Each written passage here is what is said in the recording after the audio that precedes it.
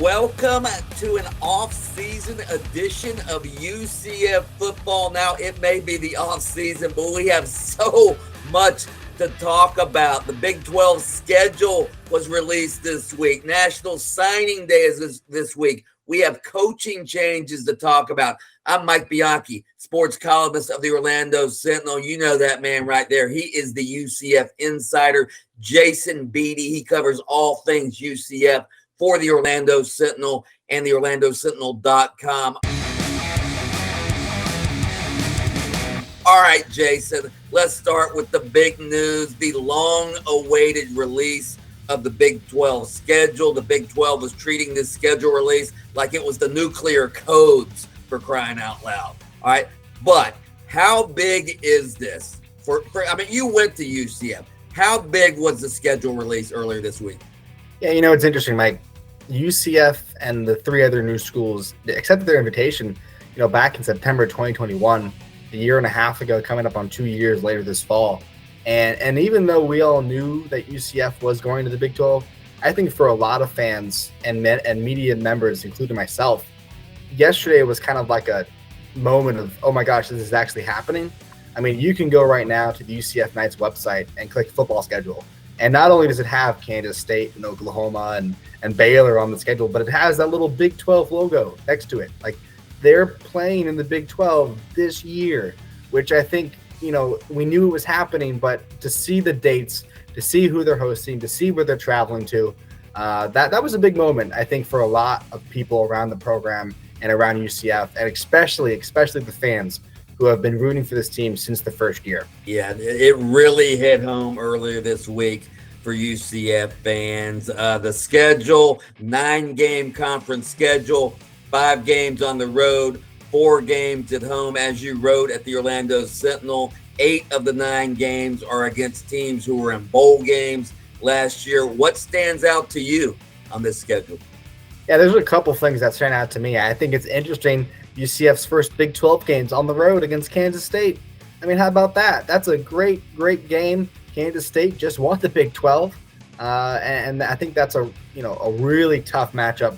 First game in the Big 12. That's intriguing. What's intriguing for you, Mike? Well, obviously, Oklahoma's on the schedule. Dillon Gabriel, of course, the quarterback at Oklahoma. I wish that game were in Orlando, but of course it's in Norman, Oklahoma. So I think that's the game that all UCF fans are sort of circling. They want to watch and they want to win that game, obviously. Oklahoma coming off a subpar year by their standards, and UCF fans not exactly happy about the year they had. So I think that's going to be the game that everybody's pointing to. What I do love is just about every game, I think all but one game on Saturday. I love that.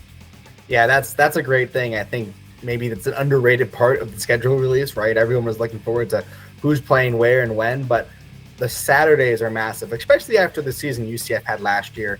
4 of the home games that UCF played were on Wednesday, Thursday, Friday night. I mean, you might as well have played on a Monday and Tuesday just for fun. So to play every game outside of the season opener against Kent State on a Saturday is really good for UCF. I think, maybe UCF fans might be surprised at how many noon games they'll be playing pretty soon. That's one of the big things the Big 12 does, the big noon kickoff.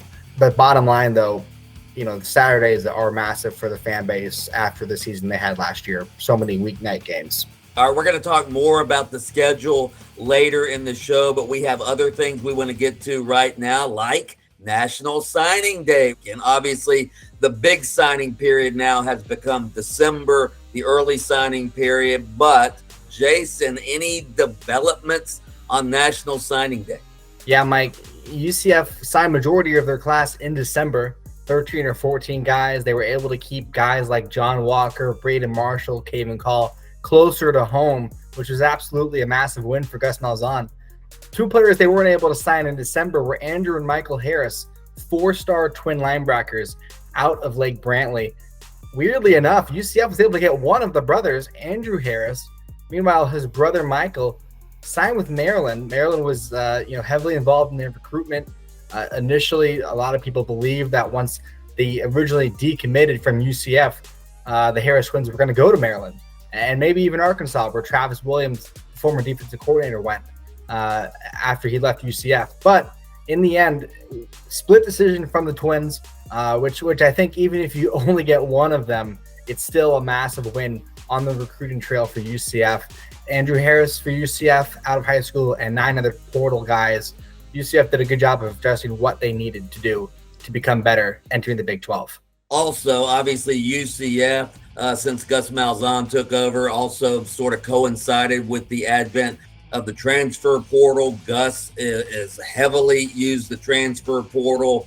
What has UCF done in the transfer portal during this off season? Who have they gained? Who have they lost? I got to tell you, one thing I want to get to is Matt Lee, their starting center. He grew up in Orlando over near the UCF campus.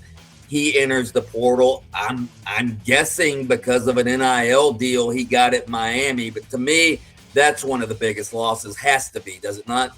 Yeah, it absolutely is. It's hard to replace someone like Matt Lee, not just because of his 30+ starts, his thousands of snaps, multi-year all-conference player, but because of the off-the-field stuff. You mentioned it. He grew up around the corner from UCF, played at Haggerty High School, was originally committed to USF in high school, and then flipped to UCF, and that one surprised me. But there's more than just him. UCF had 15 outgoing players. That included Mikey Keene. That included Ryan O'Keefe. There's some big names, and some names that might have been surprising to the average fan, but there's a lot that goes behind the scenes in the locker room, and different situations lead to different outcomes, of course. UCF was active, bringing in multiple players. I think UCF, they maybe wanted to add a couple more. They got 9 or 10 guys, 9 of which are going to be here for the spring. They recently just added a 10th Stanford offensive lineman, Drake Metcalf, who's going to be enrolling in the summer. But you look at the 9 guys that they got in time for the spring, they added, quality players. Amari Kite is an offensive lineman from Alabama who's bringing massive size. Jyra Wilson, a safety from East Carolina who's coming for his final year of college in the Big 12. I think they addressed major needs, and they missed on a couple. Antonio Greer is a linebacker from USF. He followed Travis Williams to Arkansas. Christian Leary was a wide receiver from Alabama, special teams guy. Also grew up in Orlando, played at Edgewater. He flipped to Georgia Tech. UCF able to add Trent Whitmore, the son of Mark Whitmore, a former UCF wide receiver himself. So I think UCF addressed the needs that they had, and they did a solid job, and they're not done yet. So there's going to be another transfer window, later in May, but busy times in the portal as always for Gus Malzahn's program.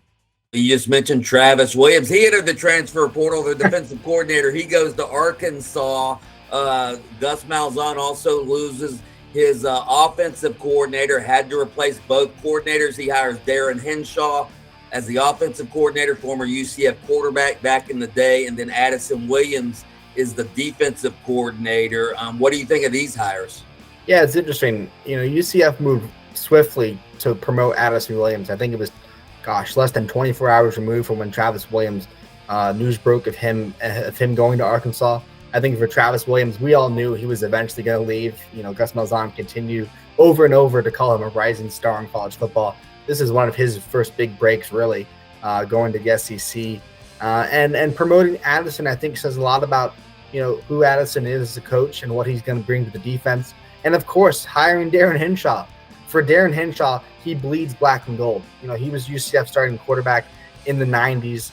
And really, for him to come back to UCF, he talks so much about how excited he is to be back. And for him, Mike, he's calling plays. What are your thoughts on Gus Malzahn giving up play calling? I don't really understand why UCF fans were so hard on Gus Malzahn's play calling. For most of the year, UCF was ranked in the top 10 in total offense. I realized the season didn't end well, but they did have some injuries, obviously, at the quarterback position. So I thought Gus Malzahn was a fine play caller, but as he said, he has a lot of other duties now with the transfer portal and building rosters and all of that.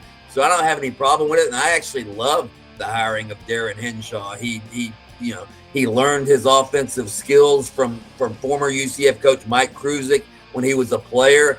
I never had a problem with Gus Malzahn calling plays. Did you? No, I think at times there were frustrating moments. Of course, some of the dynamic play calling that he would try with different jet sweeps, and sometimes he struggled. Inside the red zone, that was something that UCF's offense struggled with. But I think the biggest thing under Darren Hinshaw, the defense or the offense is going to change, is vertically passing, and that was something you saw obviously under Josh Heupel, and that's why Dylan Gabriel threw so many touchdowns when he did. But getting that vertical passing game back into UCF's offense, of course, it's not going to change a whole lot. It's still going to be a fast-paced offense. But I think it's a good sign for Gus Malzahn to give up the play calling to Darren Hinshaw. All right, spring game also coming up later in the spring, obviously. When is, I don't even remember, April 14th, I think. That's a Friday night, not on a Saturday. I don't really like these even though Friday night's not technically a weeknight. It's not like the Gators playing on a Thursday night. I like spring games on Saturday afternoon. It's still sort of nice out. Why Friday night? And do you like the spring game on a Friday night? Yeah, it's interesting. I think when UCF announced the game time, everyone saw the 6 o'clock or 7 o'clock kick and thought, oh my gosh, finally not a noon game. Then they opened their calendars and realized April 14th is a Friday night. What's up with that? I think I went back to 2008. I couldn't find a spring game that UCF played on a Friday. They're mostly always done on Saturday. This is the first night game since I think 2017, 2018. So it had been back-to-back Saturdays of noon kickoffs for spring games. So the night part is probably something fans are happy about. I think the Friday part is something fans are less happy about. Yeah, you're not going to get any fans from Jacksonville or Tampa, and how many fans are going to rush home from work to go to the spring game? I just don't know. I don't know if it's a good idea, but hey, that's their decision. It probably has something to do with recruiting weekends or something like that. I don't know. All right, let's do some rapid fire, quick topics, quick answers. I'll start. Is UCF really the only Big 12 newcomer team that won't get to host Oklahoma or Texas? They are indeed. And of course, UCF gets to go to Oklahoma, which is, better than not playing Oklahoma. But I think UCF fans were looking forward to that idea of playing Texas. That was, of course, UCF's first game in the bounce house. So missing out on Texas, not being able to host Oklahoma, I think it's something rather than nothing. Speaking of home games, Mike, who is your favorite Big 12 home opponent? That's a good one, but I'll go with the home opener, Baylor. I mean, Baylor is essentially the opponent that put UCF football on the map. Back when George O'Leary was the coach, their first year in the American Athletic Conference, they won the conference. They advanced to the Fiesta Bowl, and they dismantled Baylor in that game. Art Briles was the coach of Baylor, and that's really the first time UCF football started getting national recognition. So I really love the fact that they're opening up their home schedule with Baylor. All right, what's your favorite road trip in the Big 12 this season? Yeah, there's a lot of great college towns that UCF's going to be able to travel to. We talked about this game earlier. I think my favorite road trip that I'm looking forward to in the Big 12 is Norman, Oklahoma against the Sooners. And not just because of the Dylan Gabriel stuff. I think obviously that's intriguing for a matchup, but I think, Mark Daniels wrote a column this week. He put it perfectly. UCF's going to play at Oklahoma, and it's going to impact conference standings. So that says a lot about how far UCF has come in its program history. I think going to Norman is a special place. That's the one I'm looking forward to. What's the worst road trip do you think, Mike? You think Norman's going to be a special place until you actually get there, all right? Every road trip in the Big 12 is not a good road trip. I mean, UCF, the two that stand out, Manhattan, Kansas. You've already tried to get a hotel reservation there. Good luck on that. Lubbock, Texas. I'll have to go with Manhattan, Kansas, though, is the worst road trip for UCF this year, Jason.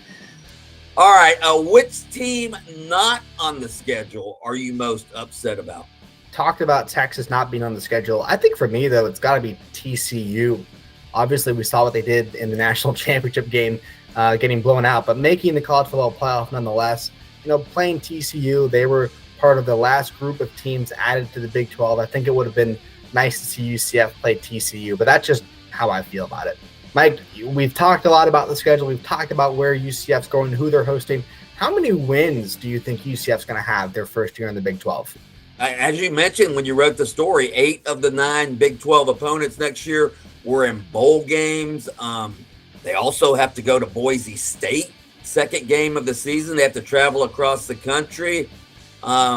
If they win 8, I think that's a good season. I'll go 8. I was teetering between 7 and 8. I'll be positive and say 8 wins this year. All right. If they do win 7 or 8, we know how spoiled UCF fans are. I mean, they were on Josh Heupel when he won 10 in his second year. How much pressure is on UCF coach Gus Malzahn in his first year in the Big 12? Yeah, I think there's definitely a little bit of a lowering of expectation entering this year. The whole dynamic changes. I mean, UCF's going to go from playing 1 or 2 Power 5 opponents in one season to playing 9. And Gus Malzahn understands what it takes to win at the highest level.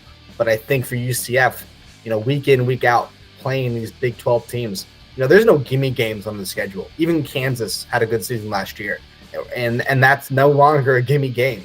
So I don't think there's as much pressure as there might have been. Let's go into an alternate universe that UCF fans won't like, where they're still in the American. Maybe there's a lot more pressure entering year 3 on Gus Malzahn, but I think going into the Big 12 for now, first year, if they can get 7 wins in a bowl, 8 wins in a bowl, I think UCF fans are going to be happy with that. Yeah, I think so too. Just being in the Big 12 this year, I think is going to excite the UCF fan base. I mean, from all the feedback we've gotten, obviously UCF fans are excited about this move to the Power 5. All right, that's going to do it for another edition of UCF Football Now. Do not forget, check us out, OrlandoSentinel.com or on our YouTube channel. Until we meet again, this is Mike Bianchi for Jason Beede and another edition of UCF Football Now.